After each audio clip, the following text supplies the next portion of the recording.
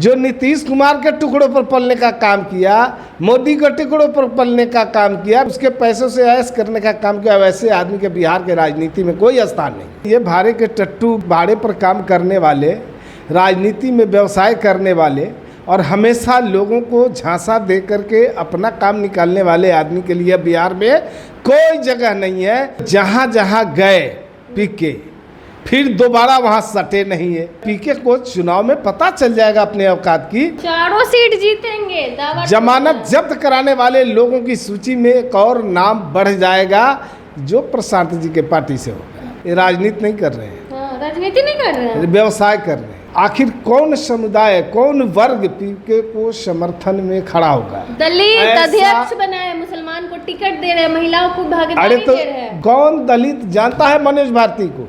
क्या पहचान है मनोज भारती की? और उसको ला करके ये अपना पीठ थपथपा रहे हैं। बिहार में 4 विधानसभा में उपचुनाव होना है।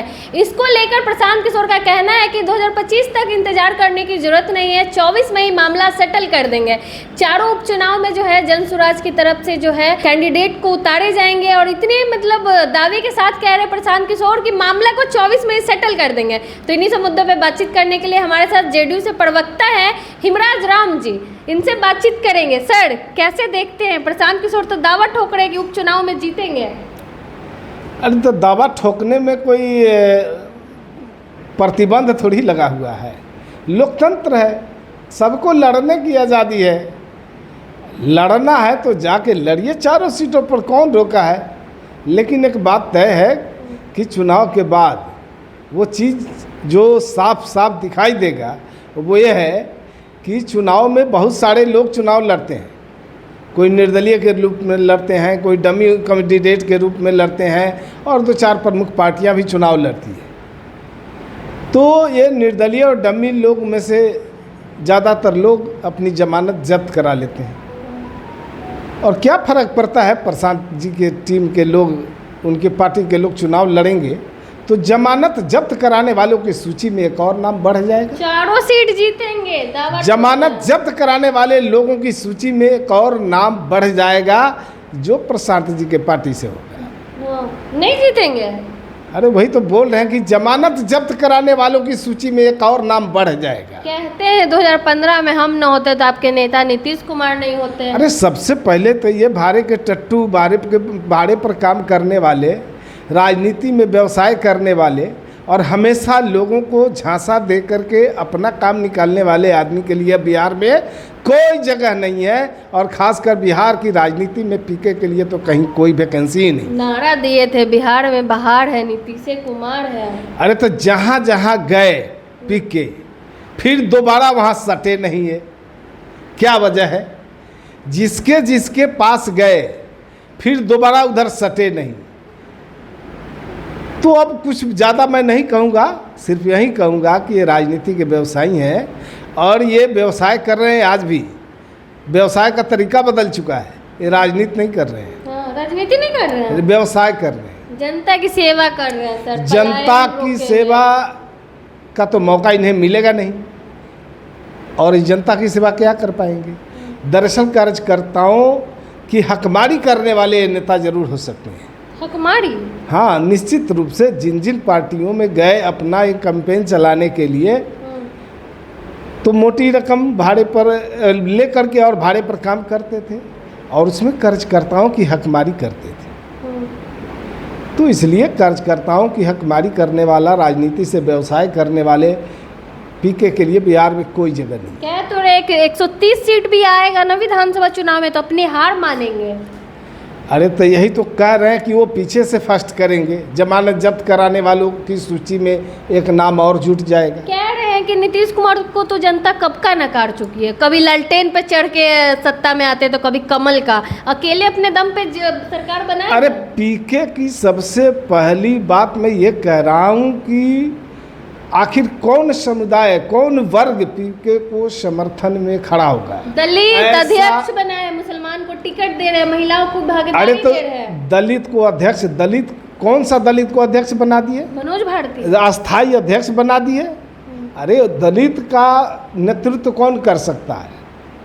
जो दलित को नेतृत्व करने वाला बहुत सारी पार्टियां हैं जो कर रहा है, बोले और नमूना दलितों के लाए बीच में हैं, अपना ठीक है। पैठ बना रहे हैं। कौन दलित जानता है?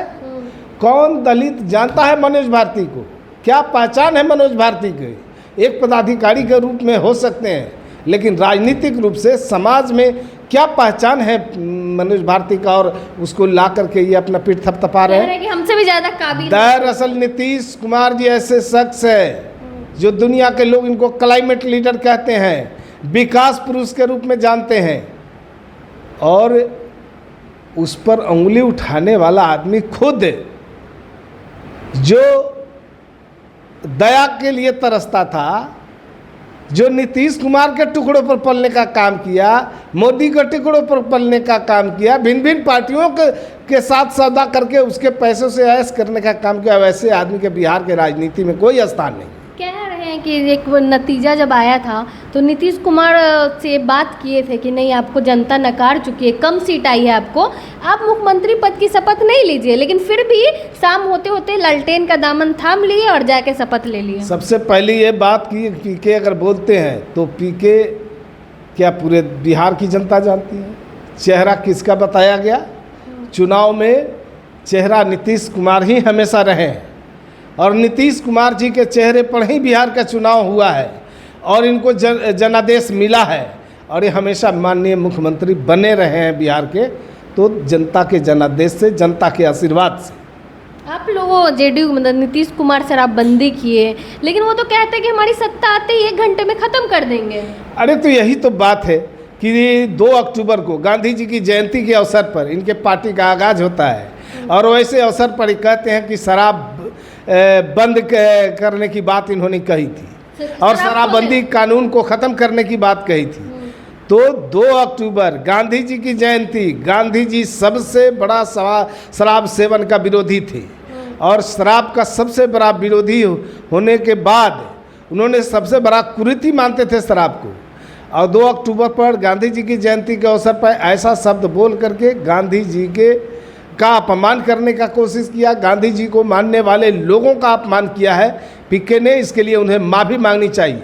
दूसरी बात, वो कहते हैं कि शराबबंदी करके शराब चालू करेंगे, अगर उनकी सरकार बनेगी तो शराब के पैसे से शिक्षा पर खर्चा करेंगे, शराब से आमदनी जो होगा उसको शिक्षा पर खर्चा करेंगे। सबसे पहले तो शिक्षा जैसे पवित्र चीज़ को इन्होंने जो है कलंकित करने का काम किया है। ऐसे शब्द बोलने वालों को बिहार की जनता कभी माफ़ नहीं करेगी। पीके को तुरंत पहले दरवाजे जाकर माफ़ी मांगनी चाहिए। खतरा कोई महसूस हो रहा है प्रशांत? पीके से किसको क्या खतरा हो सकता है? बहुत सारे लोग अपना जमानत जब्त कराते हैं, अभी अपना जमानत जब्त 2020 में चिराग पासवान थे, इस बार 25 में प्रशांत किशोर है। अरे तो पीके को अपनी औकात की पता चल जाएगी। 2020 में तो असर पड़ा था चिराग पासवान से। पीके को चुनाव में पता चल जाएगा अपने औकात की। नीतीश कुमार जी या एनडीए के सामने जो बड़ी पार्टी अपने आप को कह रही है बिहार के अंदर, जो बड़ा अपना पीठ थपथपा रहे हैं, गांव-गांव घूम करके जब भी कोई मुद्दा आता है एक नया यात्रा शुरू कर देते हैं और जाकर कहते हैं और ये हमने किया, वो हमने किया। वैसे लोगों की भी जमानत जब्त होगी और पीके तो कहीं रहेंगे नहीं, दिखेंगे ही नहीं कहीं। चलिए, बहुत बहुत धन्यवाद। हमारे साथ जेडीयू से प्रवक्ता हिमराज राम जी थे। प्रशांत किशोर को लेकर इन्होंने क्या कुछ कहा आपने सुना। बाकी आपको क्या लगता है 2025 के चुनाव में कौन बाजी मारेगा? नीतीश कुमार ही रहेंगे या फिर बदलाव होगा? अपनी राय कमेंट बॉक्स में ज़रूर दें। धन्यवाद।